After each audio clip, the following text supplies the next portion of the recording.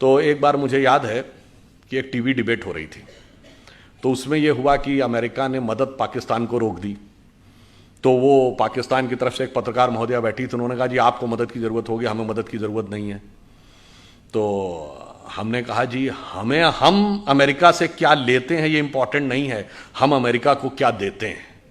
तो जैसा कि अभी वो बता रहे थे, गूगल का चीफ हमारा है, माइक्रोसॉफ्ट का चीफ हमारा है, पेप्सी की चीफ इंदिरा नूई इंडियन है, इससे पहले मास्टर कार्ड का चीफ इंडियन रह चुका है, सिटी बैंक का चीफ इंडियन रह चुका है, इतनी बड़ी बड़ी ग्लोबल कंपनीज के चीफ हमारे हैं।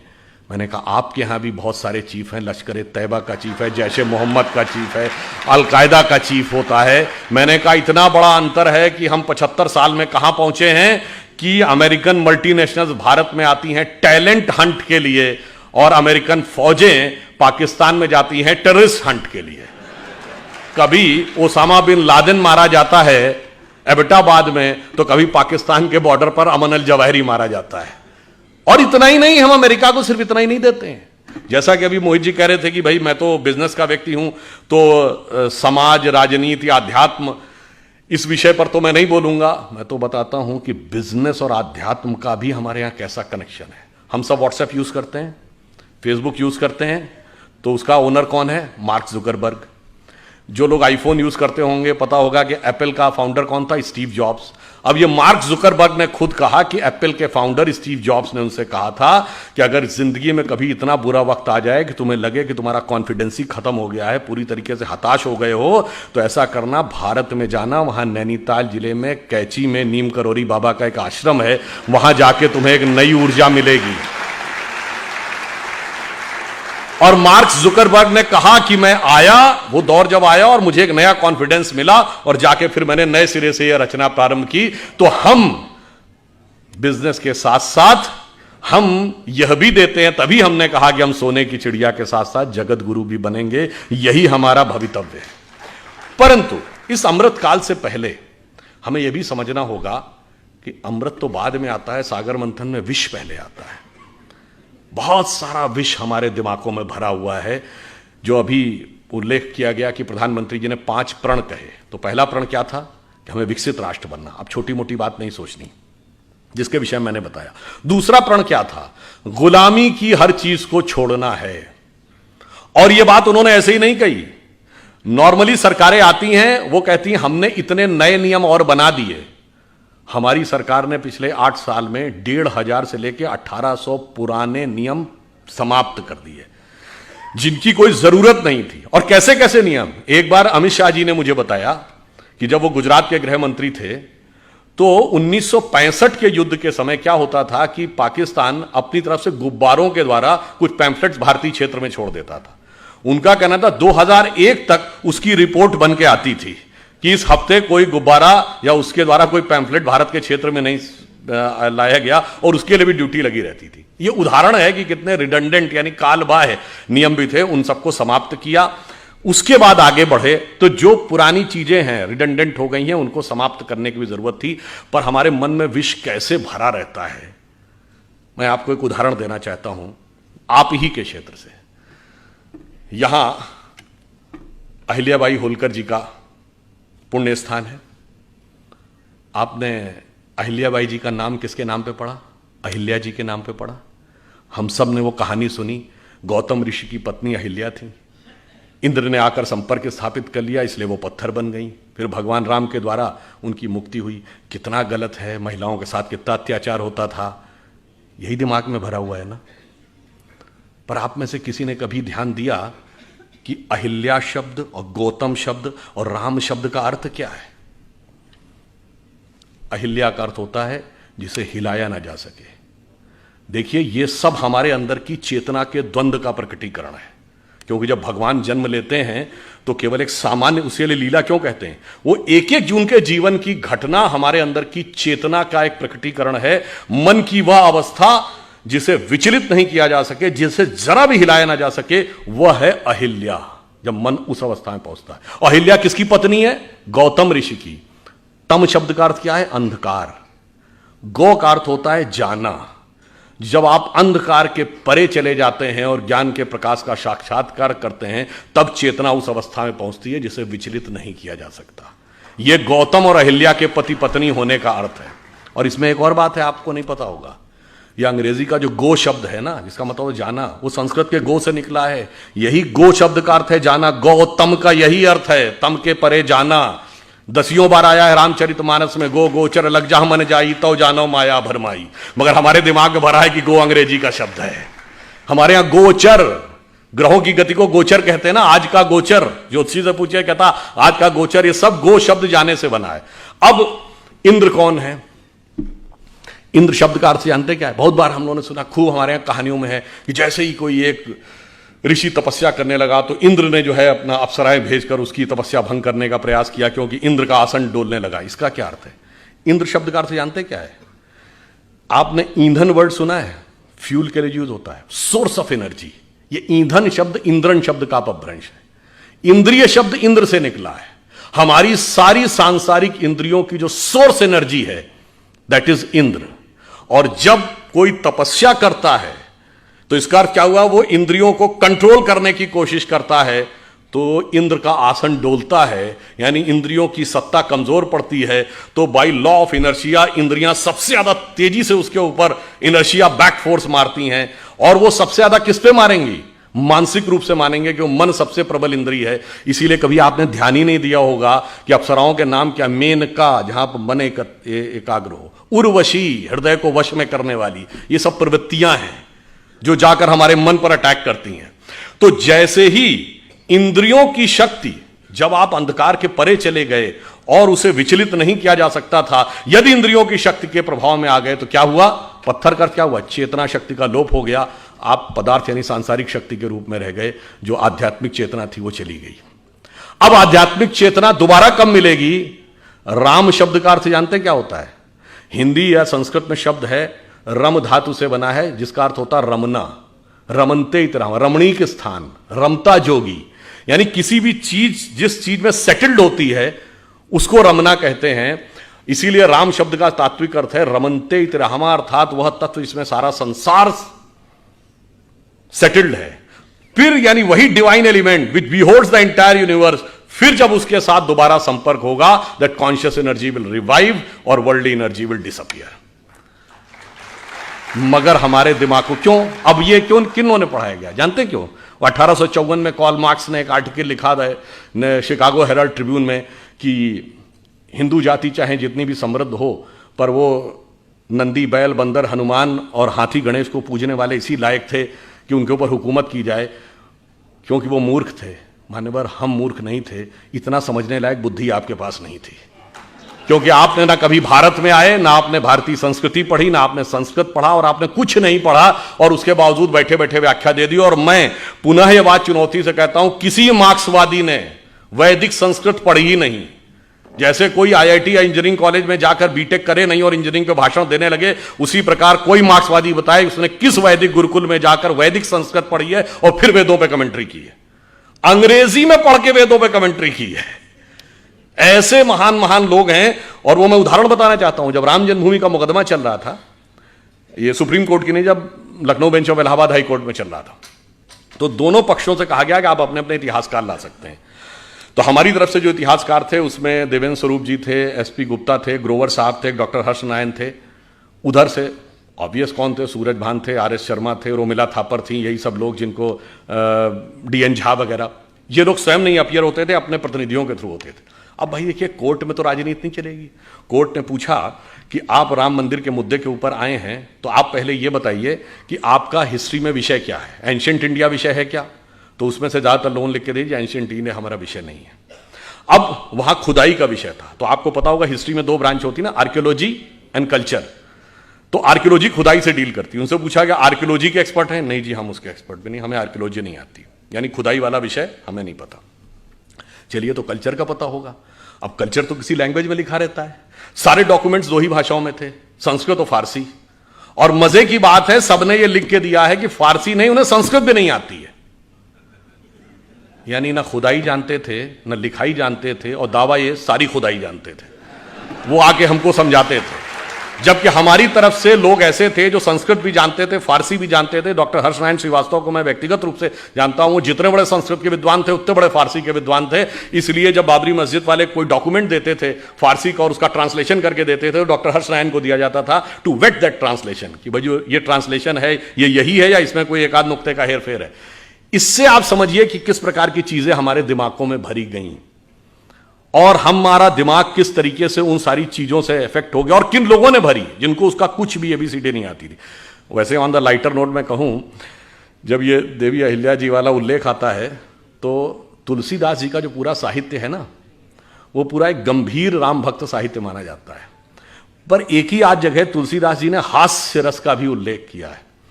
कवितावली में वो लिखते हैं कि जब भगवान राम चित्रकूट पहुंचते हैं तो वहाँ के जब साधु सन्यासियों को पता चलता है कि भगवान राम आए हैं, तो वो बेचारे वर्षों बरस से व्रत कर रहे थे, तपस्या कर रहे थे, तो उनको लगा कि इनके पैर के स्पर्श होने से कोई पत्थर की शिला स्त्री बन जाती है। तो सब एक एक शिला लेके आ गए कि शायद ये एक सुंदर स्त्री बन जाए तो मेरा भी जीवन जो कष्ट का है कोई मुझे भी अच्छे ढंग से हमारा सहयोग करने के लिए मिल जाए। तो उसको उन्होंने लिखा है कि विंध्य के वासी उदासी तपोव्रत धारी महाबिनु नारी दुखारे, और गौतम तीय तरी तुलसी सो कथा सुनिबे मुनि वृंद पखारे, होए हैं शिला सब चंद्रमुखी परसे पद मंजुल कंज तिहारे, और कीन भली रघुनायक जीव करना करी कानन को पगधारे। तो मतलब उन्होंने हास्य का भी प्रयोग किया। ये तो एक चीज हुई। अब दूसरी बात आई है, जिस जमाने में देवी अहिल्याबाई होलकर यहां पे रूल कर रही थी 18th सेंचुरी, आपको पता है उस समय यूरोप में क्या था? 1542 से वहां पर विचक्राफ्ट एक्ट था। विचक्राफ्ट एक्ट का मतलब होता किसी भी महिला को चुड़ैल घोषित करके जला दिया जाता था। और वो समय जब भारत में चाहे रानी अहिल्याबाई हो, रानी दुर्गावती हो, कित्तूर की रानी चेन्नम्मा हो, वो मध्यकाल का दौर, चाहे छोटे मोटे राज्यों की रानी अबक्का हो या रानी लक्ष्मीबाई हो, वो यहां शासन कर रही थी। और वो लोग, और कौन, कोई भी चर्च घोषित कर देता था कि ये चुड़ैल है और उसको जला दिया जाता था। ये बाई पार्लियामेंट ये एक्ट था, ये ब्रिटिश पार्लियामेंट का एक्ट है। और आपको पता है वो एक्ट कब तक रहा है? 1951, 1951 में वो एक्ट रिपील किया गया है। और वो लोग हमको ज्ञान देते थे कि महिला समानता आप यहां नहीं है, महिला समानता तुम्हारे यहां थी। आपको पता है अंग्रेजी का ये शब्द विच हंट आप सबने सुना होगा। ये विच हंट शब्द उसी विचक्राफ्ट एक्ट से निकला है कि किसी भी औरत को विच घोषित करके फिर उसको पकड़ना और पकड़ के मौत के घाट उतार देना। हकीकत यह है कि विच हंट करने वालों ने हमारे खिलाफ विच हंट किया है कि हमें कहां कहां पे नीचा दिखाया जा सकता है। और इसलिए मैं ये कहना चाहता हूं, हमारे यहां स्थिति ये थी, ये तो हुई रूल करने की बात। वैदिक काल में 20-22 ऐसी विदुषी महिलाएं हैं, गार्गी, अपाला, लोपमुद्रा, मैत्रेयी, जिन्होंने बाकायदा वेदों पर व्याख्यान किया है, शास्त्रार्थ किया है। याज्ञवल्क्य का गार्गी के साथ शास्त्रार्थ, संध्या का ऋषि मेधातिथि के साथ शास्त्रार्थ। हम चुनौती के साथ कहते हैं दुनिया में कोई दूसरी धर्म संस्कृति बताइए जो धर्म ग्रंथ के ऊपर पहले तो डिस्कशन का पावर देती हो और डिस्कशन का पावर महिला को देती हो। फिर उन्होंने हमको समझाया कि साहब आप जो थे वो समानता नहीं देते थे। और उससे भी बड़ा, मैं पहले भी कई बार बता चुका हूं कि सबसे प्रख्यात शास्त्रार्थ कौन है? आचार्य शंकर और मंडन मिश्र का। और उसमें न्यायाधीश कौन थी? मंडन मिश्र की पत्नी उभय भारती। अब बताइए दुनिया में कहीं ऐसा है कि धर्म के ऊपर, धर्म ग्रंथ पे डिस्कशन का स्कोप हो और उस डिस्कशन के स्कोप में पार्टिसिपेट करने का ही नहीं, ज्यूरी बनने का, चीफ ज्यूरी बनने का अधिकार किसी स्त्री को होता हो? यह सिर्फ हमारे यहां था।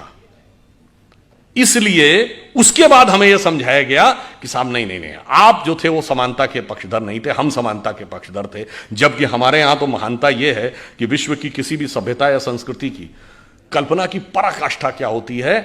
वो होती है उस संस्कृति के द्वारा की गई ईश्वर की परिकल्पना। और मैं विनम्रता से पर दृढ़ता से कहता हूं, विश्व की सभी संस्कृतियों में ईश्वर सिर्फ पुरुष है। स्त्री तत्व का कोई स्थान ईश्वर में नहीं है। सिर्फ हमारे यहां अर्धनारीश्वर की परिकल्पना है भगवान शंकर में। और वो किस प्रकार का स्वरूप है जिसको कालिदास ने अपने कुमार संभवम के प्रथम श्लोक में लिखा है, वागार्थमि संपर्क रघुवंश में, वागार्थमि संप्रक्तो वागार्थमि प्रतिपतये जगतः पितरो वंदे पार्वती परमेश्वरो। अर्थात भगवान शंकर में शंकर पार्वती के रूप में वह अर्धनारीश्वर स्वरूप उस प्रकार मिलकर संसार की रचना करता है जैसे वाक और अर्थ, जैसे कविता में शब्द और अर्थ। अकेले अर्थ का कोई औचित्य नहीं जब तक शब्द में व्यक्त ना हो, और शब्द का कोई मीनिंग नहीं जब तक उसका कोई अर्थ ना हो।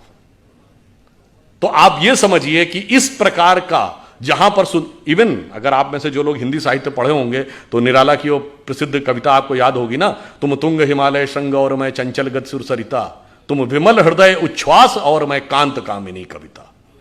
तो आप ये सोचिए, जहां पर इतना सुंदर सामंजस्य, जहां पर कोई स्थान ही नहीं, वो आके हमको ये समझाते हैं कि साहब आप जो थे वो समानता के पक्षधर नहीं थे। अब दूसरी चीज हमें क्या समझाया जाता है, जो विष हमें अपने दिमागों से निकालना है, कि हम ज्ञान के नहीं थे, हम वैज्ञानिक नहीं थे, हम अवैज्ञानिक थे, हम इलॉजिकल थे। और जबकि फैक्ट ऑफ द मैटर है कि आप ये देखिए, जितने बड़े बड़े विज्ञान की खोज हुई, अब उदाहरण के लिए मैं सिर्फ ये बताना चाहता हूं, ये अगस्त का महीना एक और चीज के लिए भी जाना जाता है। मैं सिर्फ आपको दो उदाहरण दूंगा। एक, एटम बम का पहली बार प्रयोग 6 अगस्त को हिरोशिमा पे हुआ था। Who was considered the father of the atom bomb? Robert Oppenheimer.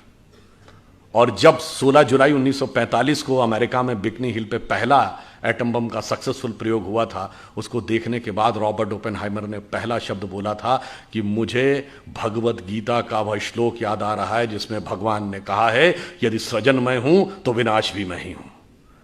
वह वेद और गीता को पढ़ता था। कौन? Father of the atomic weapon. तो एक बार मुझे याद है कि एक टीवी डिबेट हो रही थी, तो उसमें यह हुआ कि अमेरिका ने मदद पाकिस्तान को रोक दी। तो वो पाकिस्तान की तरफ से एक पत्रकार महोदया बैठी थी, उन्होंने कहा जी आपको मदद की ज़रूरत होगी, हमें मदद की ज़रूरत नहीं है। तो हमने कहा जी हम अमेरिका से क्या लेते हैं ये इंपॉर्टेंट नहीं है, हम अमेरिका को क्या देते हैं। तो जैसा कि अभी वो बता रहे थे, गूगल का चीफ हमारा है, माइक्रोसॉफ्ट का चीफ हमारा है, पेप्सी की चीफ इंदिरा नूई इंडियन है, इससे पहले मास्टर कार्ड का चीफ इंडियन रह चुका है, सिटी बैंक का चीफ इंडियन रह चुका है, इतनी बड़ी बड़ी ग्लोबल कंपनीज के चीफ हमारे हैं। मैंने कहा आपके यहाँ भी बहुत सारे चीफ हैं, लश्कर तैयबा का चीफ है, जैश ए मोहम्मद का चीफ है, अलकायदा का चीफ होता है। मैंने कहा इतना बड़ा अंतर है कि हम 75 साल में कहाँ पहुंचे हैं कि अमेरिकन मल्टीनेशनल्स भारत में आती हैं टैलेंट हंट के लिए, और अमेरिकन फौजें पाकिस्तान में जाती हैं टेररिस्ट हंट के लिए। कभी ओसामा बिन लादेन मारा जाता है एबटाबाद में, तो कभी पाकिस्तान के बॉर्डर पर अमन अल जवाहिरी मारा जाता है। और इतना ही नहीं, हम अमेरिका को सिर्फ इतना ही नहीं देते हैं। जैसा कि अभी मोहित जी कह रहे थे कि भाई मैं तो बिजनेस का व्यक्ति हूं, तो समाज, राजनीति, आध्यात्म, इस विषय पर तो मैं नहीं बोलूंगा। मैं तो बताता हूं कि बिजनेस और आध्यात्म का भी हमारे यहां कैसा कनेक्शन है। हम सब व्हाट्सएप यूज करते हैं, फेसबुक यूज करते हैं, तो उसका ओनर कौन है? Mark Zuckerberg. जो लोग आईफोन यूज करते होंगे पता होगा कि एप्पल का फाउंडर कौन था? Steve jobs.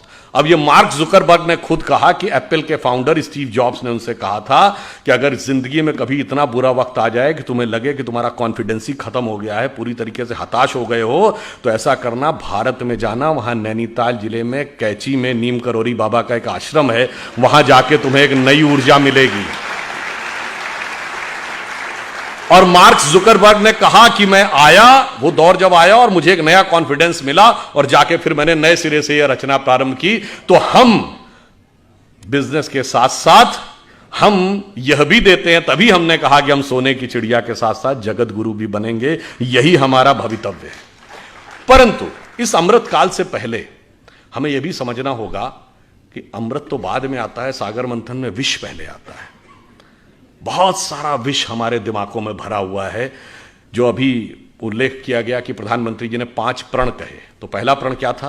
कि हमें विकसित राष्ट्र बनना। अब छोटी मोटी बात नहीं सोचनी, जिसके विषय मैंने बताया।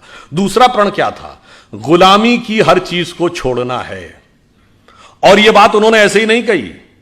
नॉर्मली सरकारें आती हैं, वो कहती हैं हमने इतने नए नियम और बना दिए, हमारी सरकार ने पिछले 8 साल में 1,500 से लेकर 1,800 पुराने नियम समाप्त कर दिए जिनकी कोई जरूरत नहीं थी। और कैसे कैसे नियम, एक बार अमित शाह जी ने मुझे बताया कि जब वो गुजरात के गृह मंत्री थे तो 1965 के युद्ध के समय क्या होता था कि पाकिस्तान अपनी तरफ से गुब्बारों के द्वारा कुछ पैम्फलेट्स भारतीय क्षेत्र में छोड़ देता था। उनका कहना था 2001 तक उसकी रिपोर्ट बन के आती थी कि इस हफ्ते कोई गुब्बारा या उसके द्वारा कोई पैम्फलेट भारत के क्षेत्र में नहीं लाया गया, और उसके लिए भी ड्यूटी लगी रहती थी। यह उदाहरण है कि कितने रिडंडेंट यानी कालबाह्य नियम भी थे, उन सबको समाप्त किया। उसके बाद आगे बढ़े तो जो पुरानी चीजें हैं रिडंडेंट हो गई हैं, उनको समाप्त करने की भी जरूरत थी। पर हमारे मन में विष कैसे भरा रहता है, मैं आपको एक उदाहरण देना चाहता हूं आप ही के क्षेत्र से। यहां अहिल्याबाई होलकर जी का पुण्य स्थान है। आपने अहिल्याबाई जी का नाम किसके नाम पे पढ़ा? अहिल्या जी के नाम पे पढ़ा। हम सब ने वो कहानी सुनी, गौतम ऋषि की पत्नी अहिल्या थी, इंद्र ने आकर संपर्क स्थापित कर लिया, इसलिए वो पत्थर बन गई। फिर भगवान राम के द्वारा उनकी मुक्ति हुई। कितना गलत है, महिलाओं के साथ कितना अत्याचार होता था, यही दिमाग में भरा हुआ है ना। पर आप में से किसी ने कभी ध्यान दिया कि अहिल्या शब्द और गौतम शब्द और राम शब्द का अर्थ क्या है? अहिल्या का अर्थ होता है जिसे हिलाया ना जा सके। देखिए, ये सब हमारे अंदर की चेतना के द्वंद्व का प्रकटीकरण है। क्योंकि जब भगवान जन्म लेते हैं तो केवल एक सामान्य, उसके लिए लीला क्यों कहते हैं, वो एक एक जून के जीवन की घटना हमारे अंदर की चेतना का एक प्रकटीकरण है। मन की वह अवस्था जिसे विचलित नहीं किया जा सके, जिसे जरा भी हिलाया ना जा सके, वह है अहिल्या। जब मन उस अवस्था में पहुंचता है। अहिल्या किसकी पत्नी है? गौतम ऋषि की। तम शब्द का अर्थ क्या है? अंधकार। गौ का अर्थ होता है जाना। जब आप अंधकार के परे चले जाते हैं और ज्ञान के प्रकाश का साक्षात्कार करते हैं, तब चेतना उस अवस्था में पहुंचती है जिसे विचलित नहीं किया जा सकता। यह गौतम और अहिल्या के पति पत्नी होने का अर्थ है। और इसमें एक और बात है, आपको नहीं पता होगा, यह अंग्रेजी का जो गो शब्द है ना, जिसका मतलब जाना, वो संस्कृत के गो से निकला है। यही गो शब्द का अर्थ है जाना। गौतम का यही अर्थ है, तम के परे जाना। 10 बार आया है रामचरितमानस में, गो गोचर लग जा मन जाई तो जानो माया भरमाई।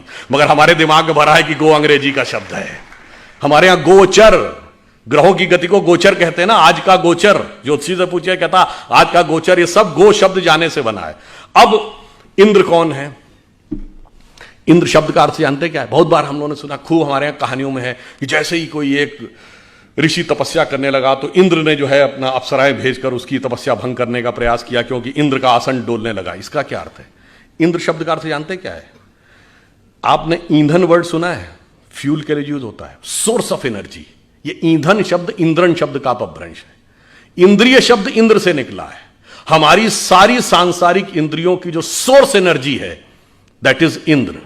और जब कोई तपस्या करता है तो इसका अर्थ क्या हुआ? वो इंद्रियों को कंट्रोल करने की कोशिश करता है, तो इंद्र का आसन डोलता है, यानी इंद्रियों की सत्ता कमजोर पड़ती है। तो बाय लॉ ऑफ इनर्शिया इंद्रियां सबसे ज्यादा तेजी से उसके ऊपर इनर्शिया बैक फोर्स मारती हैं। और वो सबसे ज्यादा किस पे मारेंगी?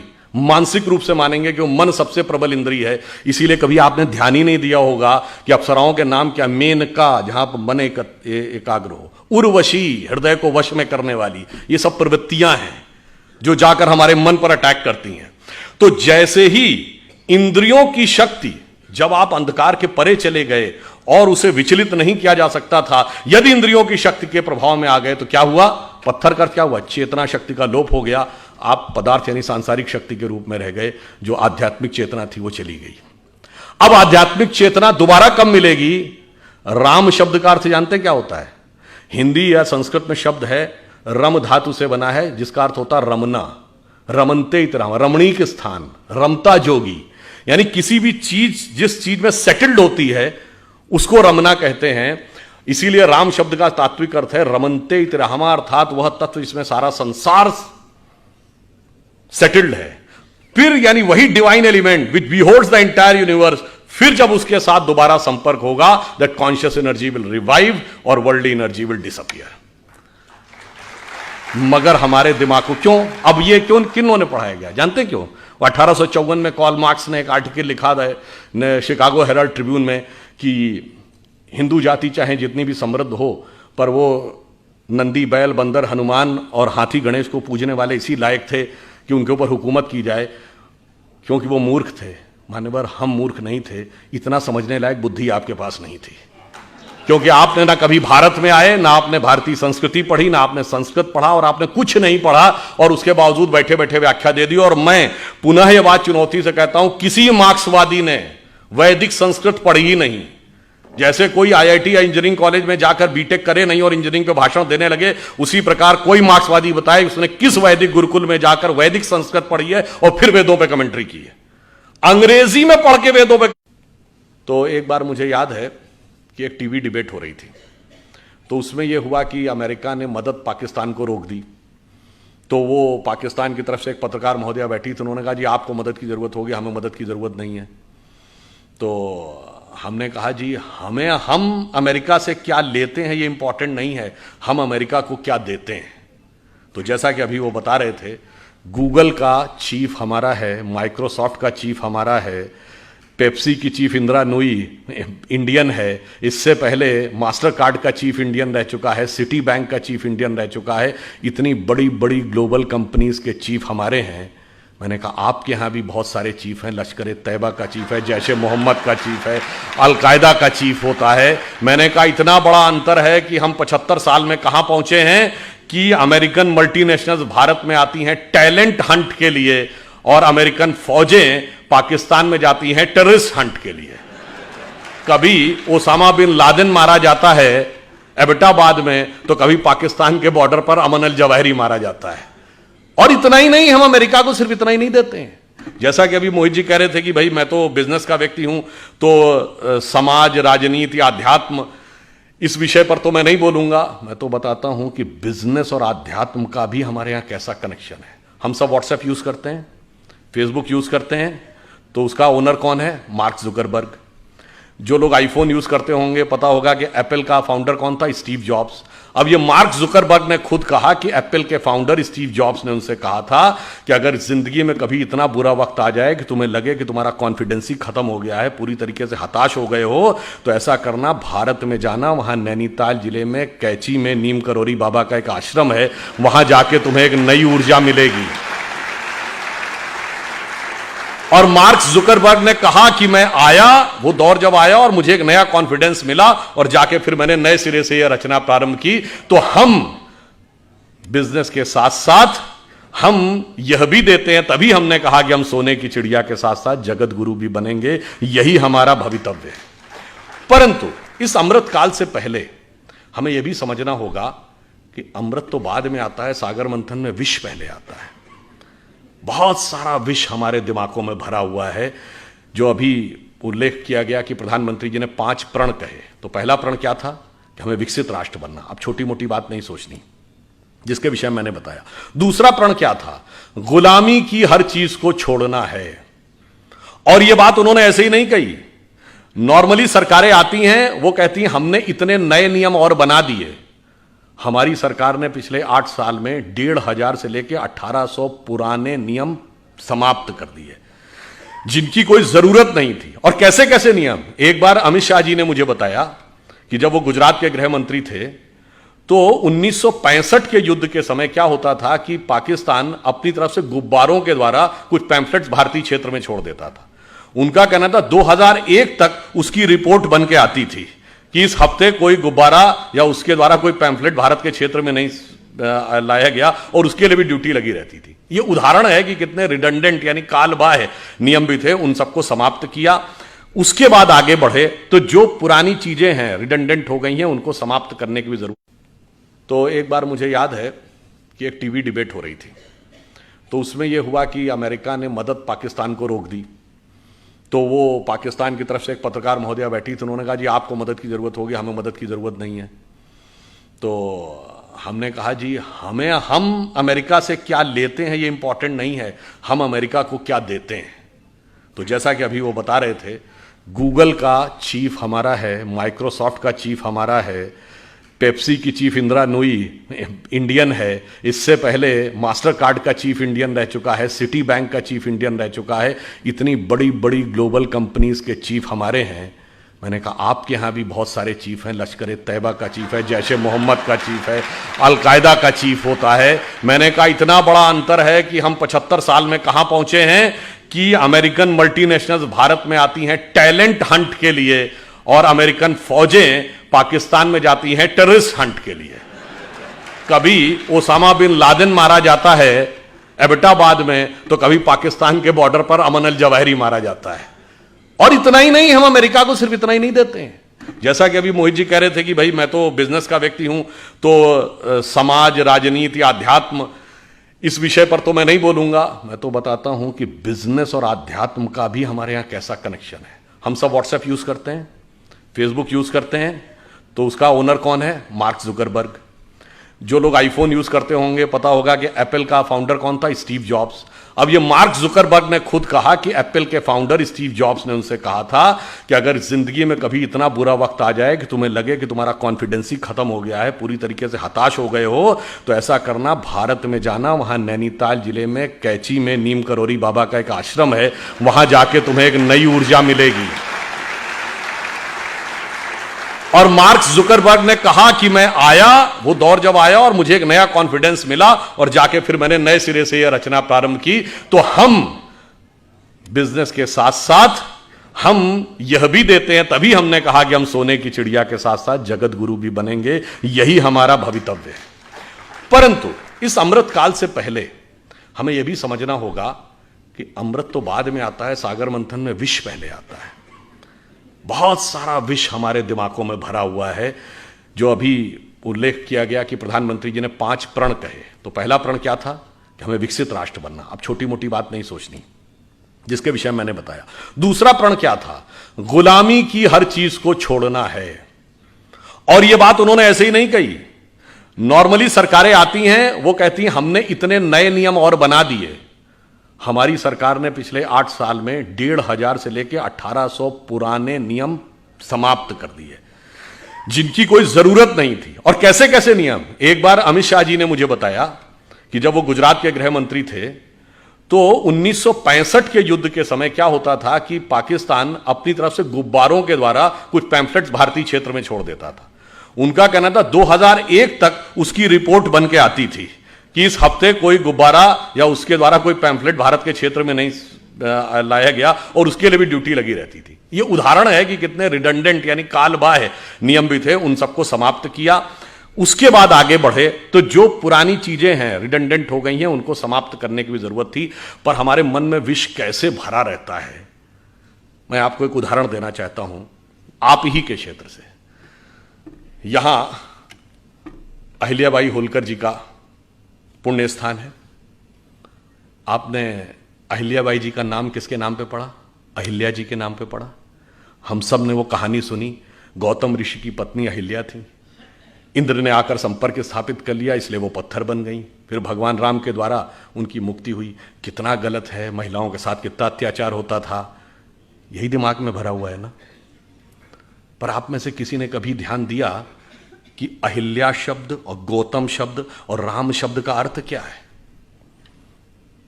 अहिल्या का अर्थ होता है जिसे हिलाया ना जा सके।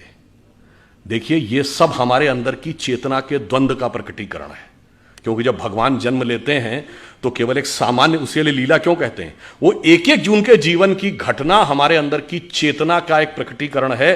मन की वह अवस्था जिसे विचलित नहीं किया जा सके, जिसे जरा भी हिलाया ना जा सके, वह है अहिल्या। जब मन उस अवस्था में पहुंचता है। अहिल्या किसकी पत्नी है? गौतम ऋषि की। तम शब्द का अर्थ क्या है? अंधकार। गौ का अर्थ होता है जाना। जब आप अंधकार के परे चले जाते हैं और ज्ञान के प्रकाश का साक्षात्कार करते हैं, तब चेतना उस अवस्था में पहुंचती है जिसे विचलित नहीं किया जा सकता। यह गौतम और अहिल्या के पति पत्नी होने का अर्थ है। और इसमें एक और बात है, आपको नहीं पता होगा। यह अंग्रेजी का जो गो शब्द है ना, जिसका मतलब है जाना, वो संस्कृत के गो से निकला है। यही गो शब्द का अर्थ है जाना। गौतम का यही अर्थ है, तम के परे जाना। 10 बार आया है रामचरितमानस में, गो गोचर लग जा मन जाई तो जानो माया भरमाई। मगर हमारे दिमाग में भरा है कि गो अंग्रेजी का शब्द है। हमारे यहां गोचर, ग्रहों की गति को गोचर कहते हैं ना। आज का गोचर, ज्योतिषी से पूछे, कहता आज का गोचर, ये सब गो शब्द जाने से बना है। अब इंद्र कौन है? इंद्र शब्द का अर्थ जानते क्या है? बहुत बार हम लोगों ने सुना, खूब हमारे यहाँ कहानियों में है कि जैसे ही कोई एक ऋषि तपस्या करने लगा तो इंद्र ने जो है अपना अप्सराएं भेजकर उसकी तपस्या भंग करने का प्रयास किया, क्योंकि इंद्र का आसन डोलने लगा। इसका क्या अर्थ है? इंद्र शब्द का अर्थ जानते क्या है?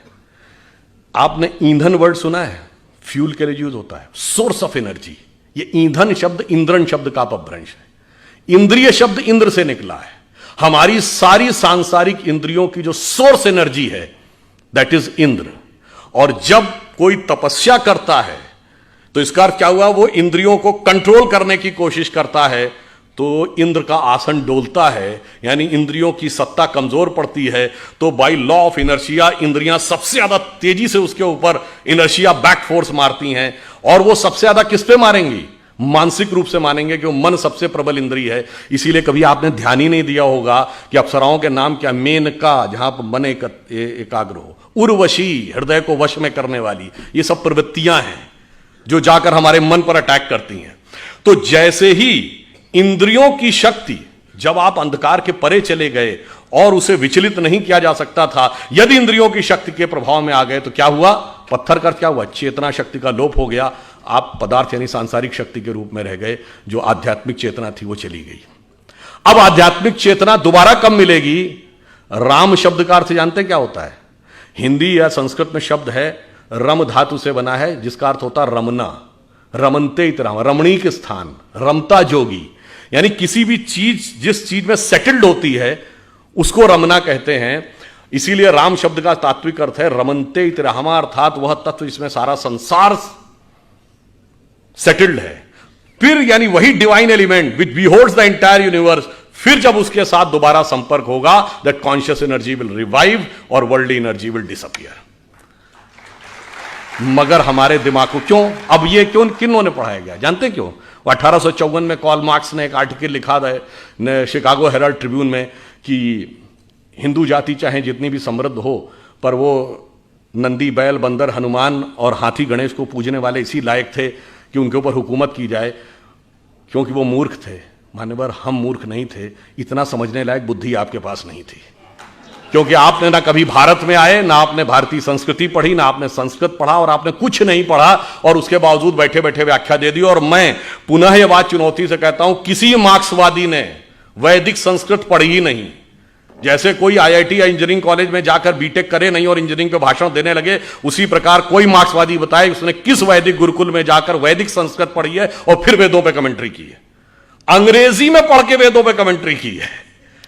ऐसे महान महान लोग हैं। और वो मैं उदाहरण बताना चाहता हूं, जब राम जन्मभूमि का मुकदमा चल रहा था, ये सुप्रीम कोर्ट की नहीं, जब Lucknow bench of Allahabad high court में चल रहा था, तो दोनों पक्षों से कहा गया कि आप अपने अपने इतिहासकार ला सकते हैं। तो हमारी तरफ से जो इतिहासकार थे उसमें देवेंद्र स्वरूप जी थे, एसपी गुप्ता थे, ग्रोवर साहब थे, डॉक्टर हर्ष नारायण थे।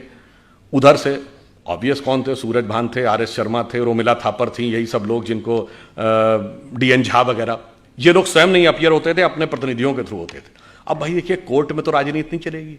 कोर्ट ने पूछा कि आप राम मंदिर के मुद्दे के ऊपर आए हैं, तो आप पहले ये बताइए कि आपका हिस्ट्री में विषय क्या है, एंशिएंट इंडिया विषय है क्या? तो उसमें से ज्यादातर लोगों लिख के दीजिए एंशिएंट इंडिया हमारा विषय नहीं है। अब वहां खुदाई का विषय था, तो आपको पता होगा हिस्ट्री में दो ब्रांच होती ना, आर्कियोलॉजी एंड कल्चर। तो आर्कियोलॉजी खुदाई से डील करती है। उनसे पूछा गया आर्कियोलॉजी के एक्सपर्ट हैं? नहीं जी, हम उसके एक्सपर्ट भी नहीं, हमें आर्कियोलॉजी नहीं आती, यानी खुदाई वाला विषय हमें नहीं पता। चलिए, तो कल्चर का पता होगा। अब कल्चर तो किसी लैंग्वेज में लिखा रहता है, सारे डॉक्यूमेंट्स दो ही भाषाओं में थे, संस्कृत और फारसी। और मजे की बात है, सबने ये लिख के दिया है कि फारसी नहीं, उन्हें संस्कृत भी नहीं आती है। यानी ना खुदाई जानते थे, ना लिखाई जानते थे, और दावा ये सारी खुदाई जानते थे। वो आके हमको समझाते थे, जबकि हमारी तरफ से लोग ऐसे थे जो संस्कृत भी जानते थे, फारसी भी जानते थे। डॉक्टर हर्ष नारायण श्रीवास्तव को मैं व्यक्तिगत रूप से जानता हूं, वो जितने बड़े संस्कृत के विद्वान थे उतने बड़े फारसी के विद्वान थे। इसलिए जब बाबरी मस्जिद वाले कोई डॉक्यूमेंट देते थे फारसी का और उसका ट्रांसलेशन करके देते थे, तो डॉक्टर हर्ष नारायण को दिया जाता था टू वेट दैट ट्रांसलेशन, कि भाई जो ये ट्रांसलेशन है ये यही है या इसमें कोई एक आध नुक्ते का हेरफेर है। इससे आप समझिए कि किस प्रकार की चीजें हमारे दिमागों में भरी गई, और हमारा दिमाग किस तरीके से उन सारी चीजों से इफेक्ट हो गया, और किन लोगों ने भरी जिनको उसका कुछ भी एबीसीडी नहीं आती थी। वैसे ऑन द लाइटर नोट में कहूं, जब ये देवी अहिल्या जी वाला उल्लेख आता है, तो तुलसीदास जी का जो पूरा साहित्य है ना, वो पूरा एक गंभीर राम भक्त साहित्य माना जाता है। पर एक ही आज जगह तुलसीदास जी ने हास्य रस का भी उल्लेख किया है। कवितावली में वो लिखते हैं कि जब भगवान राम चित्रकूट पहुंचते हैं तो वहां के जब साधु सन्यासियों को पता चलता है कि भगवान राम आए हैं, तो वो बेचारे वर्षों बरस से व्रत कर रहे थे, तपस्या कर रहे थे, तो उनको लगा कि इनके पर पैर के स्पर्श होने से कोई पत्थर की शिला स्त्री बन जाती है, तो सब एक एक शिला लेके आ गए कि शायद ये एक सुंदर स्त्री बन जाए तो मेरा भी जीवन जो कष्ट का है कोई मुझे भी अच्छे ढंग से हमारा सहयोग करने के लिए मिल जाए। तो एक बार मुझे याद है कि एक टीवी डिबेट हो रही थी, तो उसमें यह हुआ कि अमेरिका ने मदद पाकिस्तान को रोक दी। तो वो पाकिस्तान की तरफ से एक पत्रकार महोदया बैठी, तो उन्होंने कहा जी आपको मदद की ज़रूरत होगी, हमें मदद की ज़रूरत नहीं है। तो हमने कहा जी हम अमेरिका से क्या लेते हैं ये इंपॉर्टेंट नहीं है, हम अमेरिका को क्या देते हैं।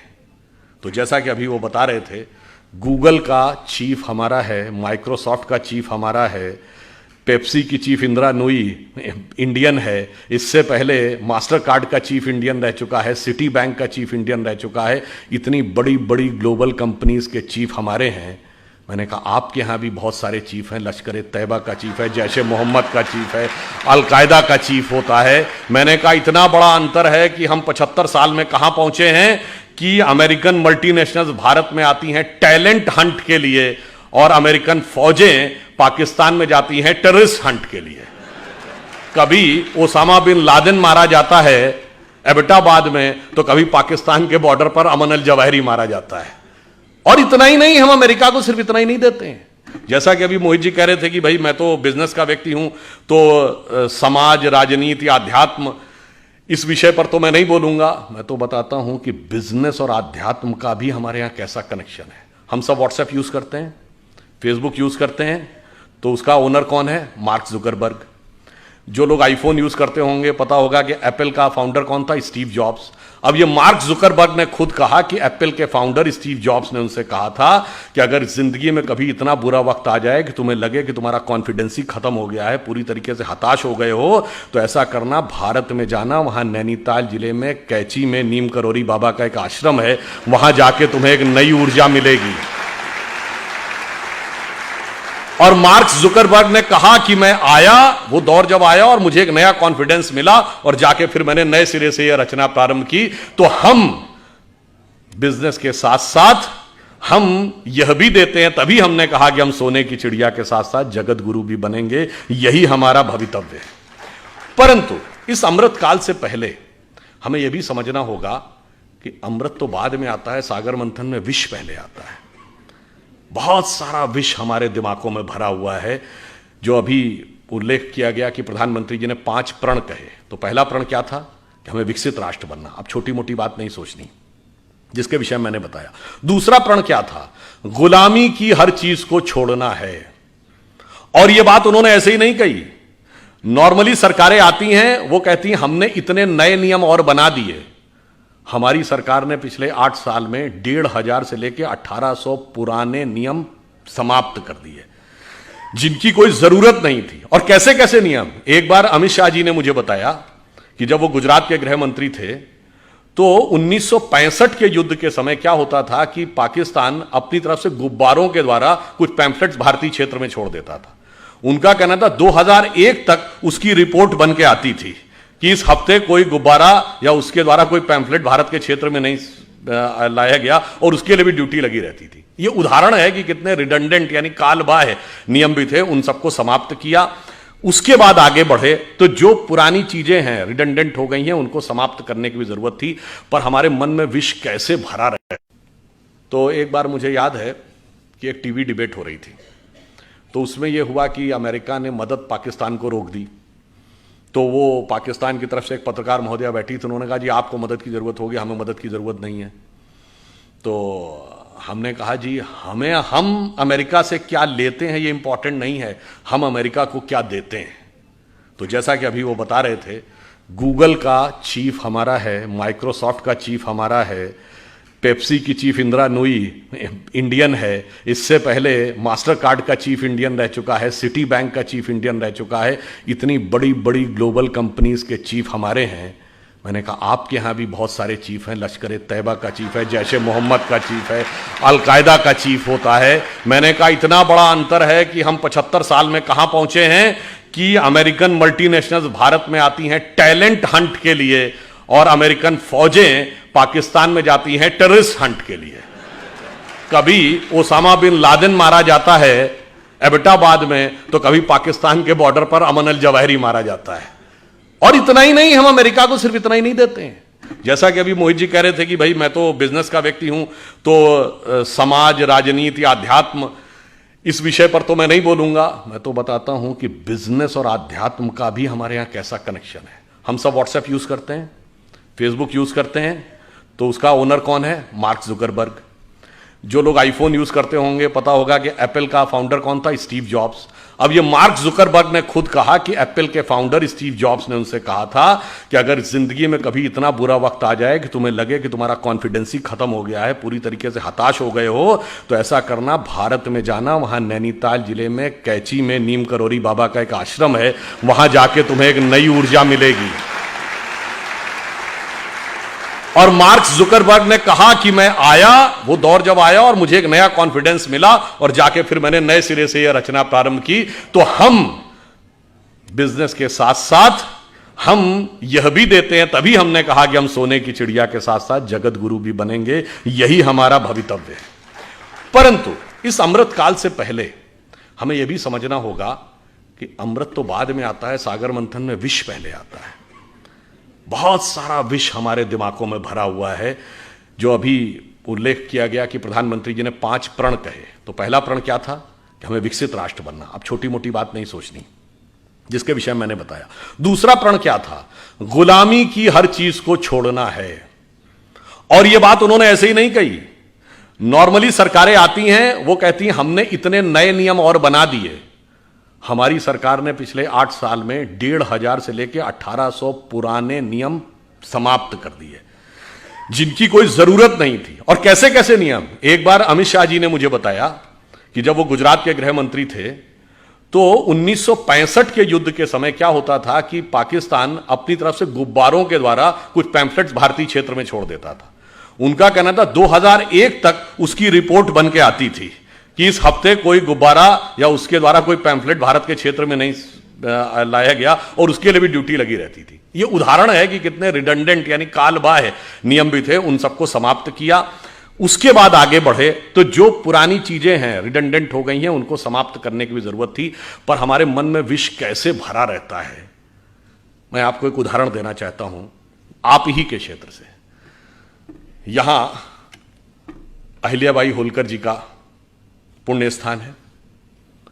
आपने अहिल्याबाई जी का नाम किसके नाम पे पढ़ा? अहिल्या जी के नाम पे पढ़ा। हम सब ने वो कहानी सुनी।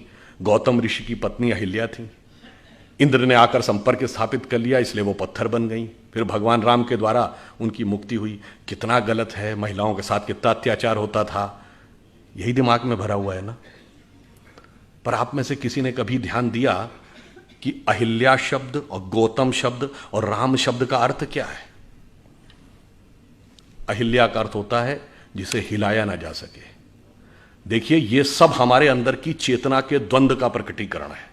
क्योंकि जब भगवान जन्म लेते हैं तो केवल एक सामान्य, उसके लिए लीला क्यों कहते हैं? वो एक एक जून के जीवन की घटना हमारे अंदर की चेतना का एक प्रकटीकरण है। मन की वह अवस्था जिसे विचलित नहीं किया जा सके, जिसे जरा भी हिलाया ना जा सके, वह है अहिल्या। जब मन उस अवस्था में पहुंचता है। अहिल्या किसकी पत्नी है? गौतम ऋषि की। तम शब्द का अर्थ क्या है? अंधकार।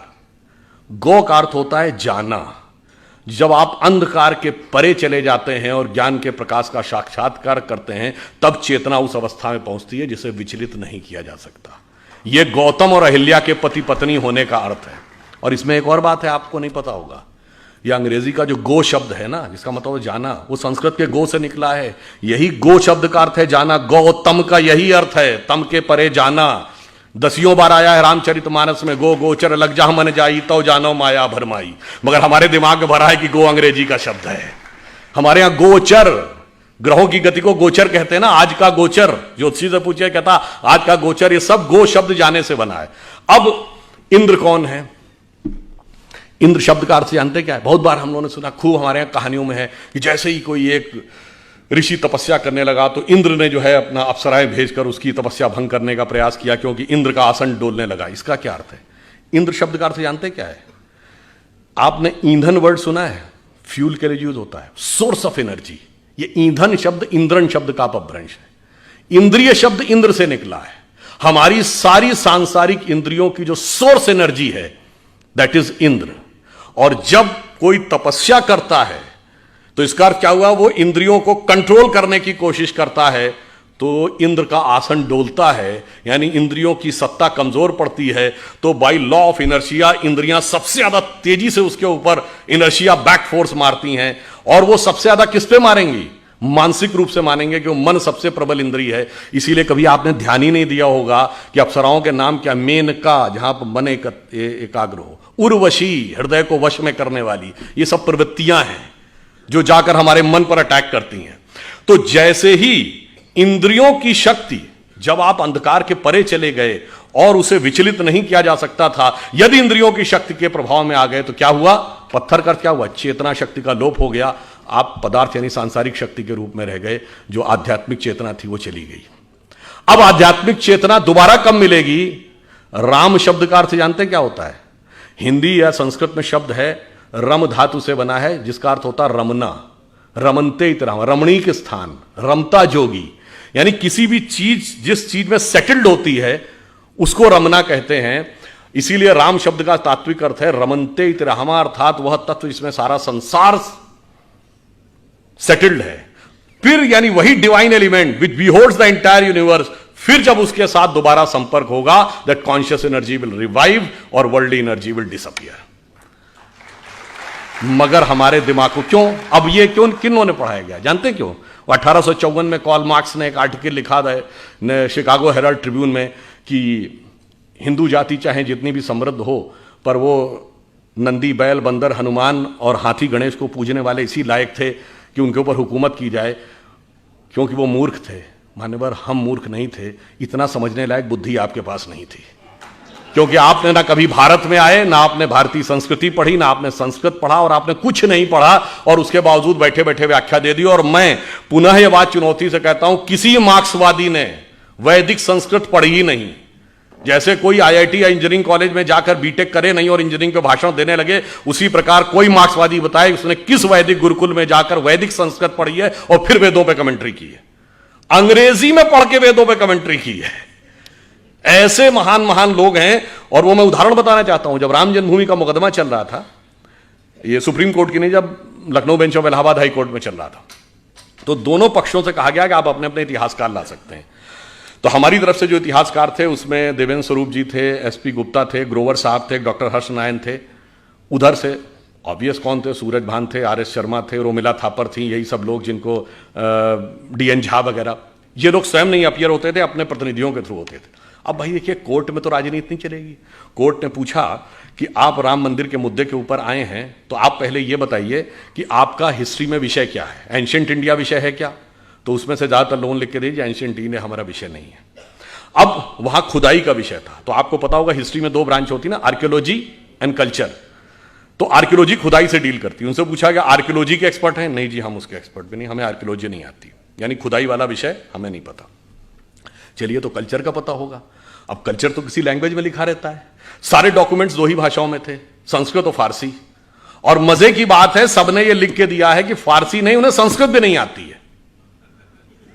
यानी ना खुदाई जानते थे, ना लिखाई जानते थे, और दावा ये सारी खुदाई जानते थे। वो आके हमको समझाते थे, जबकि हमारी तरफ से लोग ऐसे थे जो संस्कृत भी जानते थे, फारसी भी जानते थे। डॉक्टर हर्ष नारायण श्रीवास्तव को मैं व्यक्तिगत रूप से जानता हूं, वो जितने बड़े संस्कृत के विद्वान थे उतने बड़े फारसी के विद्वान थे। इसलिए जब बाबरी मस्जिद वाले कोई डॉक्यूमेंट देते थे फारसी का और उसका ट्रांसलेशन करके देते थे, तो डॉक्टर हर्ष नारायण को दिया जाता था टू वेट दैट ट्रांसलेशन, कि भाई जो ये ट्रांसलेशन है ये यही है या इसमें कोई एक आध नुक्ते का हेरफेर है। इससे आप समझिए कि किस प्रकार की चीजें हमारे दिमागों में भरी गई और हमारा दिमाग किस तरीके से उन सारी चीजों से इफेक्ट हो गया, और किन लोगों ने भरी जिनको उसका कुछ भी एबीसीडी नहीं आती थी।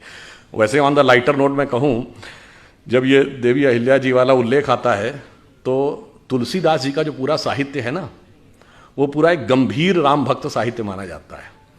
पर एक ही आज जगह तुलसीदास जी ने हास्य रस का भी उल्लेख किया है।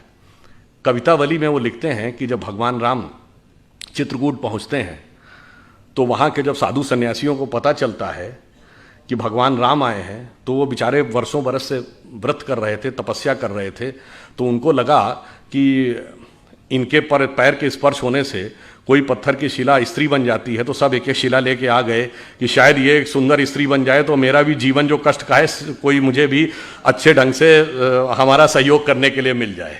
तो उसको उन्होंने लिखा है कि विंध्य के वासी उदासी तपोव्रत धारी महाबिनु नारी दुखारे, और गौतम तीय तरी तुलसी सो कथा सुनिबे मुनि वृंद पखारे, होए हैं शिला सब चंद्रमुखी परसे पद मंजुल कंज तिहारे, और कीन भली रघुनायक जीव करना करी कानन को पगधारे। तो मतलब उन्होंने हास्य का भी प्रयोग किया। ये तो एक चीज हुई। अब दूसरी बात आई है, जिस जमाने में देवी अहिल्याबाई होलकर यहां पे रूल कर रही थी 18th सेंचुरी, आपको पता है उस समय यूरोप में क्या था? 1542 से वहां पर विचक्राफ्ट एक्ट था। विचक्राफ्ट एक्ट का मतलब होता किसी भी महिला को चुड़ैल घोषित करके जला दिया जाता था। और वो समय जब भारत में चाहे रानी अहिल्याबाई हो, रानी दुर्गावती हो, कित्तूर की रानी चेन्नम्मा हो, वो मध्यकाल का दौर, चाहे छोटे मोटे राज्यों की रानी अबक्का हो या रानी लक्ष्मीबाई हो, वो यहां शासन कर रही थी। और वो लोग, और कौन, कोई भी चर्च घोषित कर देता था कि ये चुड़ैल है और उसको जला दिया जाता था। ये बाई पार्लियामेंट ये एक्ट था, ये ब्रिटिश पार्लियामेंट का एक्ट है। और आपको पता है वो एक्ट कब तक रहा है? 1951, 1951 में वो एक्ट रिपील किया गया है। और वो लोग हमको ज्ञान देते थे कि महिला समानता आपके यहां नहीं है, महिला समानता तुम्हारे यहां थी। आपको पता है अंग्रेजी का ये शब्द विच हंट आप सबने सुना होगा। ये विच हंट शब्द उसी विचक्राफ्ट एक्ट से निकला है कि किसी भी औरत को विच घोषित करके फिर उसको पकड़ना और पकड़ के मौत के घाट उतार देना। हकीकत यह है कि विच हंट करने वालों ने हमारे खिलाफ विच हंट किया है कि हमें कहां कहां पे नीचा दिखाया जा सकता है। और इसलिए मैं ये कहना चाहता हूं, हमारे यहां स्थिति ये थी, ये तो हुई रूल करने की बात। वैदिक काल में 20-22 ऐसी विदुषी महिलाएं हैं, गार्गी, अपाला, लोपमुद्रा, मैत्रेयी, जिन्होंने बाकायदा वेदों पर व्याख्यान किया है, शास्त्रार्थ किया है। याज्ञवल्क्य का गार्गी के साथ शास्त्रार्थ, संध्या का ऋषि मेधातिथि के साथ शास्त्रार्थ। हम चुनौती के साथ कहते हैं दुनिया में कोई दूसरी धर्म संस्कृति बताइए जो धर्म ग्रंथ के ऊपर पहले तो डिस्कशन का पावर देती हो और डिस्कशन का पावर महिला को देती हो। फिर उन्होंने हमको समझाया कि साहब आप जो थे वो समानता नहीं देते थे। और उससे भी बड़ा, मैं पहले भी कई बार बता चुका हूं कि सबसे प्रख्यात शास्त्रार्थ कौन है? आचार्य शंकर और मंडन मिश्र का। और उसमें न्यायाधीश कौन थी? मंडन मिश्र की पत्नी उभय भारती। अब बताइए दुनिया में कहीं ऐसा है कि धर्म के ऊपर, धर्म ग्रंथ पे डिस्कशन का स्कोप हो और उसकी डिस्कशन के स्कोप में पार्टिसिपेट करने का ही नहीं, ज्यूरी बनने का, चीफ ज्यूरी बनने का अधिकार किसी स्त्री को होता हो? यह सिर्फ हमारे यहां था।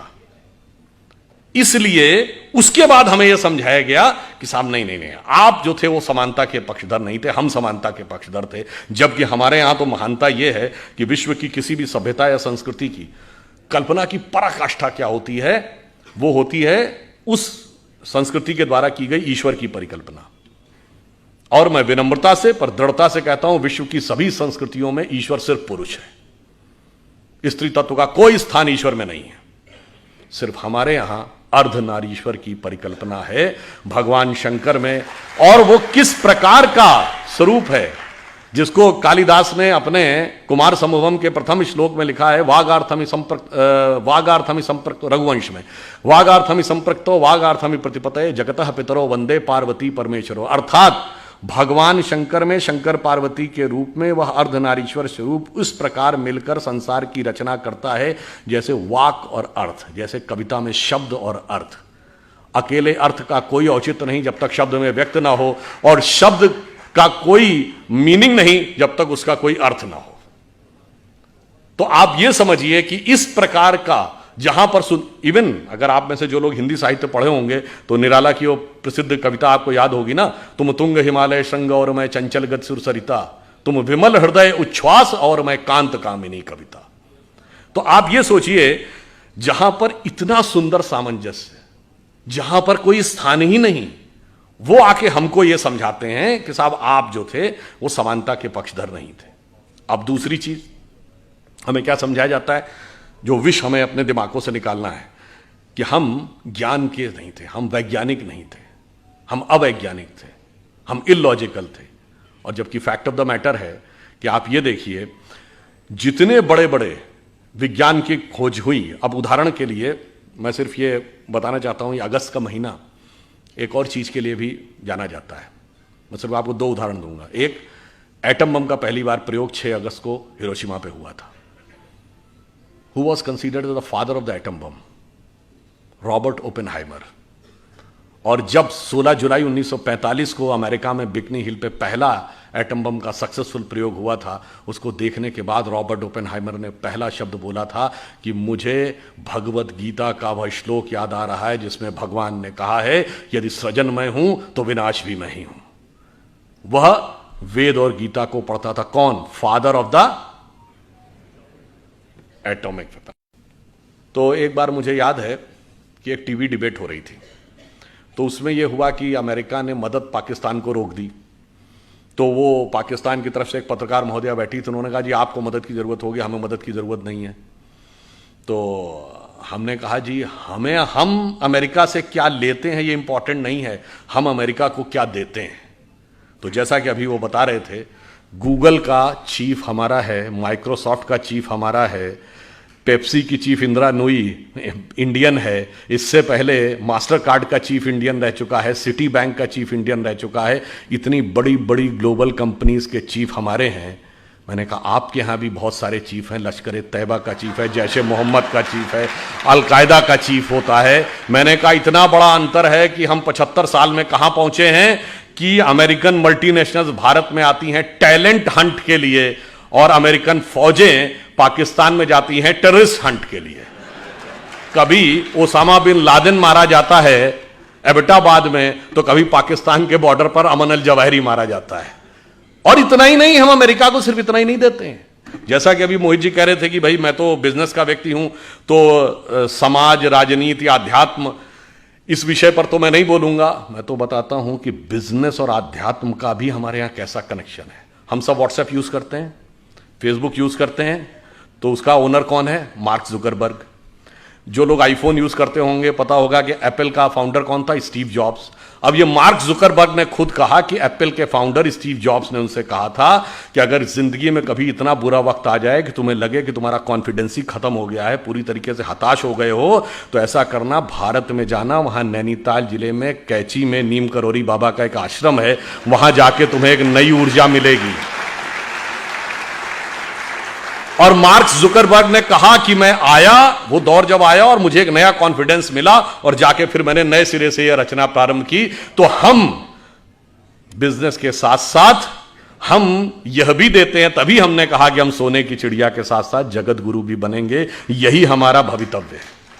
परंतु इस अमृत काल से पहले हमें यह भी समझना होगा कि अमृत तो बाद में आता है, सागर मंथन में विष पहले आता है।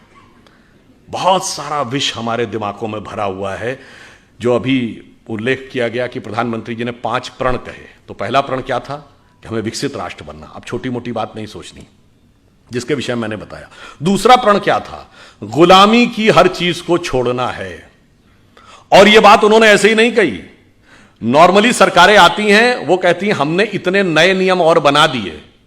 हमारी सरकार ने पिछले 8 साल में 1500 से लेकर 1800 पुराने नियम समाप्त कर दिए, जिनकी कोई जरूरत नहीं थी। और कैसे कैसे नियम? एक बार अमित शाह जी ने मुझे बताया कि जब वो गुजरात के गृह मंत्री थे, तो 1965 के युद्ध के समय क्या होता था कि पाकिस्तान अपनी तरफ से गुब्बारों के द्वारा कुछ पैम्फलेट्स भारतीय क्षेत्र में छोड़ देता था। उनका कहना था 2001 तक उसकी रिपोर्ट बन के आती थी कि इस हफ्ते कोई गुब्बारा या उसके द्वारा कोई पैम्फलेट भारत के क्षेत्र में नहीं लाया गया, और उसके लिए भी ड्यूटी लगी रहती थी। यह उदाहरण है कि कितने रिडंडेंट यानी कालबाह्य नियम भी थे, उन सबको समाप्त किया। उसके बाद आगे बढ़े तो जो पुरानी चीजें हैं, रिडंडेंट हो गई हैं, उनको समाप्त करने की भी जरूरत थी। पर हमारे मन में विष कैसे भरा रहता है, मैं आपको एक उदाहरण देना चाहता हूं आप ही के क्षेत्र से। यहां अहिल्याबाई होलकर जी का पुण्य स्थान है, आपने अहिल्याबाई जी का नाम किसके नाम पे पढ़ा? अहिल्या जी के नाम पे पढ़ा। हम सब ने वो कहानी सुनी। गौतम ऋषि की पत्नी अहिल्या थी। इंद्र ने आकर संपर्क स्थापित कर लिया, इसलिए वो पत्थर बन गई। फिर भगवान राम के द्वारा उनकी मुक्ति हुई। कितना गलत है, महिलाओं के साथ कितना अत्याचार होता था, यही दिमाग में भरा हुआ है ना। पर आप में से किसी ने कभी ध्यान दिया कि अहिल्या शब्द और गौतम शब्द और राम शब्द का अर्थ क्या है? अहिल्या का अर्थ होता है जिसे हिलाया ना जा सके। देखिए, ये सब हमारे अंदर की चेतना के द्वंद्व का प्रकटीकरण है।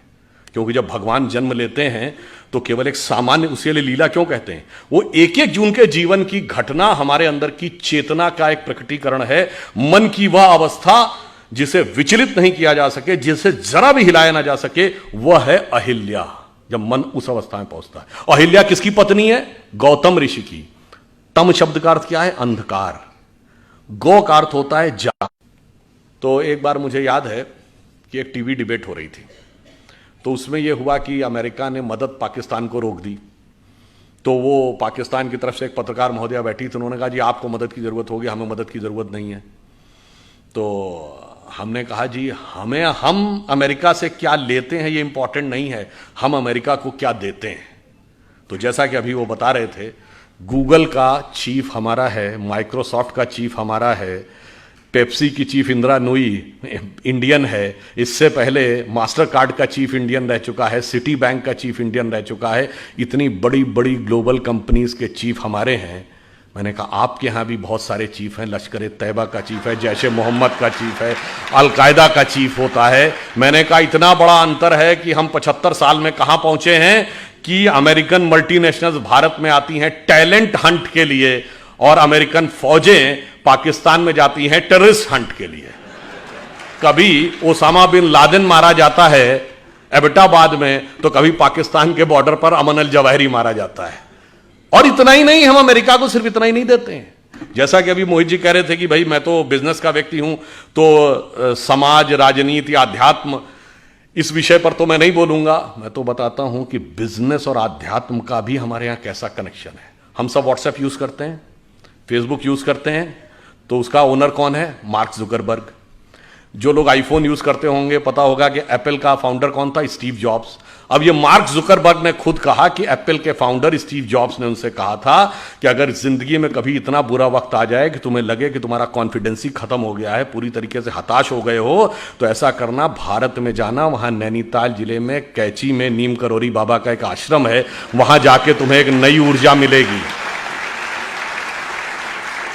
और मार्क जुकरबर्ग ने कहा कि मैं आया, वो दौर जब आया और मुझे एक नया कॉन्फिडेंस मिला, और जाके फिर मैंने नए सिरे से यह रचना प्रारंभ की।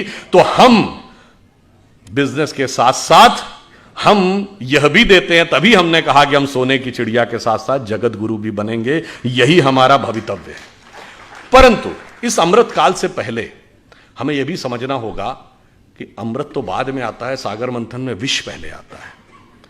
बहुत सारा विष हमारे दिमागों में भरा हुआ है। जो अभी उल्लेख किया गया कि प्रधानमंत्री जी ने 5 प्रण कहे, तो पहला प्रण क्या था? कि हमें विकसित राष्ट्र बनना। अब छोटी मोटी बात नहीं सोचनी, जिसके विषय मैंने बताया। दूसरा प्रण क्या था? गुलामी की हर चीज को छोड़ना है। और यह बात उन्होंने ऐसे ही नहीं कही। नॉर्मली सरकारें आती हैं, वो कहती हैं हमने इतने नए नियम और बना दिए। हमारी सरकार ने पिछले 8 साल में 1500 से लेकर 1800 पुराने नियम समाप्त कर दिए, जिनकी कोई जरूरत नहीं थी। और कैसे कैसे नियम? एक बार अमित शाह जी ने मुझे बताया कि जब वो गुजरात के गृह मंत्री थे, तो 1965 के युद्ध के समय क्या होता था कि पाकिस्तान अपनी तरफ से गुब्बारों के द्वारा कुछ पैम्फलेट्स भारतीय क्षेत्र में छोड़ देता था। उनका कहना था 2001 तक उसकी रिपोर्ट बन के आती थी कि इस हफ्ते कोई गुब्बारा या उसके द्वारा कोई पैम्फलेट भारत के क्षेत्र में नहीं लाया गया, और उसके लिए भी ड्यूटी लगी रहती थी। यह उदाहरण है कि कितने रिडंडेंट यानी कालबाह्य नियम भी थे, उन सबको समाप्त किया। उसके बाद आगे बढ़े तो जो पुरानी चीजें हैं, रिडंडेंट हो गई हैं, उनको समाप्त करने की भी जरूरत थी। पर हमारे मन में विष कैसे भरा रहता है, मैं आपको एक उदाहरण देना चाहता हूं आप ही के क्षेत्र से। यहां अहिल्याबाई होलकर जी का पुण्य स्थान है। आपने अहिल्याबाई जी का नाम किसके नाम पे पढ़ा? अहिल्या जी के नाम पे पढ़ा। हम सब ने वो कहानी सुनी। गौतम ऋषि की पत्नी अहिल्या थी। इंद्र ने आकर संपर्क स्थापित कर लिया, इसलिए वो पत्थर बन गई। फिर भगवान राम के द्वारा उनकी मुक्ति हुई। कितना गलत है, महिलाओं के साथ कितना अत्याचार होता था, यही दिमाग में भरा हुआ है ना। पर आप में से किसी ने कभी ध्यान दिया कि अहिल्या शब्द और गौतम शब्द और राम शब्द का अर्थ क्या है? अहिल्या का अर्थ होता है जिसे हिलाया ना जा सके। देखिए, ये सब हमारे अंदर की चेतना के द्वंद्व का प्रकटीकरण है। क्योंकि जब भगवान जन्म लेते हैं तो केवल एक सामान्य, उसके लिए लीला क्यों कहते हैं, वो एक एक जून के जीवन की घटना हमारे अंदर की चेतना का एक प्रकटीकरण है। मन की वह अवस्था जिसे विचलित नहीं किया जा सके, जिसे जरा भी हिलाया ना जा सके, वह है अहिल्या। जब मन उस अवस्था में पहुंचता है। अहिल्या किसकी पत्नी है? गौतम ऋषि की। तम शब्द का अर्थ क्या है? अंधकार। गौ का अर्थ होता है जाना। जब आप अंधकार के परे चले जाते हैं और ज्ञान के प्रकाश का साक्षात्कार करते हैं, तब चेतना उस अवस्था में पहुंचती है जिसे विचलित नहीं किया जा सकता। यह गौतम और अहिल्या के पति पत्नी होने का अर्थ है। और इसमें एक और बात है, आपको नहीं पता होगा, यह अंग्रेजी का जो गो शब्द है ना, जिसका मतलब जाना, वो संस्कृत के गो से निकला है। यही गो शब्द का अर्थ है जाना। गौतम का यही अर्थ है, तम के परे जाना। 10 बार आया है रामचरितमानस में, गो गोचर लग जा मन जाई तो जानो माया भरमाई। मगर हमारे दिमाग में भरा है कि गो अंग्रेजी का शब्द है। हमारे यहां गोचर, ग्रहों की गति को गोचर कहते हैं ना। आज का गोचर, ज्योतिषी से पूछे, कहता आज का गोचर, ये सब गो शब्द जाने से बना है। अब इंद्र कौन है? इंद्र शब्द का अर्थ जानते क्या है? बहुत बार हम लोगों ने सुना, खूब हमारे यहां कहानियों में है कि जैसे ही कोई एक ऋषि तपस्या करने लगा तो इंद्र ने जो है अपना अप्सराएं भेजकर उसकी तपस्या भंग करने का प्रयास किया, क्योंकि इंद्र का आसन डोलने लगा। इसका क्या अर्थ है? इंद्र शब्द का अर्थ जानते क्या है? आपने ईंधन वर्ड सुना है? फ्यूल के लिए यूज होता है, सोर्स ऑफ एनर्जी। ये ईंधन शब्द इंद्रन शब्द का अपभ्रंश है। इंद्रिय शब्द इंद्र से निकला है। हमारी सारी सांसारिक इंद्रियों की जो सोर्स एनर्जी है, दैट इज इंद्र। और जब कोई तपस्या करता है तो इसका अर्थ क्या हुआ? वो इंद्रियों को कंट्रोल करने की कोशिश करता है, तो इंद्र का आसन डोलता है, यानी इंद्रियों की सत्ता कमजोर पड़ती है। तो बाय लॉ ऑफ इनर्शिया इंद्रियां सबसे ज्यादा तेजी से उसके ऊपर इनर्शिया बैक फोर्स मारती हैं। और वो सबसे ज्यादा किस पे मारेंगी? मानसिक रूप से मानेंगे, कि वो मन सबसे प्रबल इंद्रिय है। इसीलिए कभी आपने ध्यान ही नहीं दिया होगा कि अप्सराओं के नाम क्या? मेनका, जहां पर मन एकाग्र हो, उर्वशी, हृदय को वश में करने वाली। ये सब प्रवृत्तियां हैं जो जाकर हमारे मन पर अटैक करती हैं। तो जैसे ही इंद्रियों की शक्ति, जब आप अंधकार के परे चले गए और उसे विचलित नहीं किया जा सकता था, यदि इंद्रियों की शक्ति के प्रभाव में आ गए तो क्या हुआ? पत्थर का क्या हुआ? चेतना शक्ति का लोप हो गया। आप पदार्थ यानी सांसारिक शक्ति के रूप में रह गए। जो आध्यात्मिक चेतना थी वो चली गई। अब आध्यात्मिक चेतना दोबारा कब मिलेगी? राम शब्द का अर्थ जानते क्या होता है? हिंदी या संस्कृत में शब्द है, रम धातु से बना है, जिसका अर्थ होता है रमना। रमनते इतराम, रमणीक स्थान, रमता जोगी। यानी किसी भी चीज जिस चीज में सेटल्ड होती है उसको रमना कहते हैं। इसीलिए राम शब्द का तात्विक अर्थ है रमनते इतरामा, अर्थात वह तत्व जिसमें सारा संसार सेटल्ड है। फिर यानी वही divine element which beholds the entire universe, फिर जब उसके साथ दोबारा संपर्क होगा, that conscious energy will revive और वर्ल्ड एनर्जी विल डिसअपियर। मगर हमारे दिमाग को क्यों, अब ये क्यों, किन्होंने पढ़ाया गया जानते क्यों?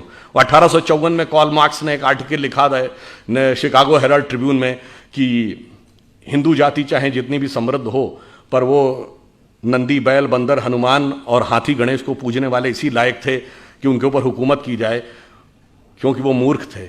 मान्यवर, हम मूर्ख नहीं थे, इतना समझने लायक बुद्धि आपके पास नहीं थी, क्योंकि आपने ना कभी भारत में आए, ना आपने भारतीय संस्कृति पढ़ी, ना आपने संस्कृत पढ़ा, और आपने कुछ नहीं पढ़ा, और उसके बावजूद बैठे बैठे व्याख्या दे दी। और मैं पुनः यह बात चुनौती से कहता हूं, किसी मार्क्सवादी ने वैदिक संस्कृत पढ़ी ही नहीं। जैसे कोई IIT। तो एक बार मुझे याद है कि एक टीवी डिबेट हो रही थी, तो उसमें यह हुआ कि अमेरिका ने मदद पाकिस्तान को रोक दी। तो वो पाकिस्तान की तरफ से एक पत्रकार महोदया बैठी थी, उन्होंने कहा जी आपको मदद की जरूरत होगी, हमें मदद की जरूरत नहीं है। तो हमने कहा जी हम अमेरिका से क्या लेते हैं ये इंपॉर्टेंट नहीं है, हम अमेरिका को क्या देते हैं। तो जैसा कि अभी वो बता रहे थे, गूगल का चीफ हमारा है, माइक्रोसॉफ्ट का चीफ हमारा है, पेप्सी की चीफ इंदिरा नूई इंडियन है, इससे पहले मास्टर कार्ड का चीफ इंडियन रह चुका है, सिटी बैंक का चीफ इंडियन रह चुका है, इतनी बड़ी बड़ी ग्लोबल कंपनीज के चीफ हमारे हैं। मैंने कहा आपके यहाँ भी बहुत सारे चीफ हैं, लश्कर तैयबा का चीफ है, जैश ए मोहम्मद का चीफ है, अलकायदा का चीफ होता है। मैंने कहा इतना बड़ा अंतर है कि हम 75 साल में कहाँ पहुंचे हैं कि अमेरिकन मल्टीनेशनल्स भारत में आती हैं टैलेंट हंट के लिए और अमेरिकन फौजें पाकिस्तान में जाती हैं टेररिस्ट हंट के लिए। कभी ओसामा बिन लादेन मारा जाता है एबटाबाद में, तो कभी पाकिस्तान के बॉर्डर पर अमन अल जवाहिरी मारा जाता है। और इतना ही नहीं, हम अमेरिका को सिर्फ इतना ही नहीं देते हैं। जैसा कि अभी मोहित जी कह रहे थे कि भाई मैं तो बिजनेस का व्यक्ति हूं, तो समाज, राजनीति, आध्यात्म, इस विषय पर तो मैं नहीं बोलूंगा। मैं तो बताता हूं कि बिजनेस और आध्यात्म का भी हमारे यहां कैसा कनेक्शन है। हम सब व्हाट्सएप यूज करते हैं, फेसबुक यूज करते हैं, तो उसका ओनर कौन है? Mark Zuckerberg. जो लोग आईफोन यूज करते होंगे पता होगा कि एप्पल का फाउंडर कौन था? Steve jobs. अब ये मार्क जुकरबर्ग ने खुद कहा कि एप्पल के फाउंडर स्टीव जॉब्स ने उनसे कहा था कि अगर जिंदगी में कभी इतना बुरा वक्त आ जाए कि तुम्हें लगे कि तुम्हारा कॉन्फिडेंस ही खत्म हो गया है, पूरी तरीके से हताश हो गए हो, तो ऐसा करना, भारत में जाना, वहां नैनीताल जिले में कैची में नीम करोरी बाबा का एक आश्रम है, वहां जाके तुम्हें एक नई ऊर्जा मिलेगी। और मार्क जुकरबर्ग ने कहा कि मैं आया, वो दौर जब आया और मुझे एक नया कॉन्फिडेंस मिला और जाके फिर मैंने नए सिरे से यह रचना प्रारंभ की। तो हम बिजनेस के साथ साथ हम यह भी देते हैं, तभी हमने कहा कि हम सोने की चिड़िया के साथ साथ जगत गुरु भी बनेंगे, यही हमारा भवितव्य है। परंतु इस अमृत काल से पहले हमें यह भी समझना होगा कि अमृत तो बाद में आता है, सागर मंथन में विष पहले आता है। बहुत सारा विष हमारे दिमागों में भरा हुआ है। जो अभी उल्लेख किया गया कि प्रधानमंत्री जी ने 5 प्रण कहे, तो पहला प्रण क्या था? कि हमें विकसित राष्ट्र बनना। अब छोटी मोटी बात नहीं सोचनी, जिसके विषय मैंने बताया। दूसरा प्रण क्या था? गुलामी की हर चीज को छोड़ना है। और यह बात उन्होंने ऐसे ही नहीं कही। नॉर्मली सरकारें आती हैं, वो कहती हैं हमने इतने नए नियम और बना दिए। हमारी सरकार ने पिछले 8 साल में 1500 से लेकर 1800 पुराने नियम समाप्त कर दिए, जिनकी कोई जरूरत नहीं थी। और कैसे कैसे नियम? एक बार अमित शाह जी ने मुझे याद है कि एक टीवी डिबेट हो रही थी, तो उसमें यह हुआ कि अमेरिका ने मदद पाकिस्तान को रोक दी। तो वो पाकिस्तान की तरफ से एक पत्रकार महोदया बैठी, तो उन्होंने कहा जी आपको मदद की जरूरत होगी, हमें मदद की जरूरत नहीं है। तो हमने कहा जी हम अमेरिका से क्या लेते हैं ये इंपॉर्टेंट नहीं है, हम अमेरिका को क्या देते हैं। तो जैसा कि अभी वो बता रहे थे, गूगल का चीफ हमारा है, माइक्रोसॉफ्ट का चीफ हमारा है, पेप्सी की चीफ इंदिरा नूई इंडियन है, इससे पहले मास्टर कार्ड का चीफ इंडियन रह चुका है, सिटी बैंक का चीफ इंडियन रह चुका है, इतनी बड़ी बड़ी ग्लोबल कंपनीज के चीफ हमारे हैं। मैंने कहा आपके यहाँ भी बहुत सारे चीफ हैं, लश्कर तैयबा का चीफ है, जैश ए मोहम्मद का चीफ है, अलकायदा का चीफ होता है। मैंने कहा इतना बड़ा अंतर है कि हम 75 साल में कहाँ पहुंचे हैं कि अमेरिकन मल्टीनेशनल्स भारत में आती हैं टैलेंट हंट के लिए और अमेरिकन फौजें पाकिस्तान में जाती हैं टेररिस्ट हंट के लिए। कभी ओसामा बिन लादेन मारा जाता है एबटाबाद में, तो कभी पाकिस्तान के बॉर्डर पर अमन अल जवाहिरी मारा जाता है।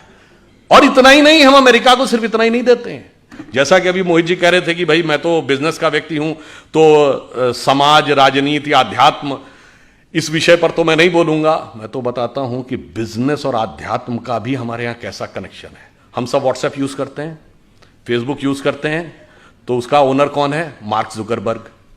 जो लोग आईफोन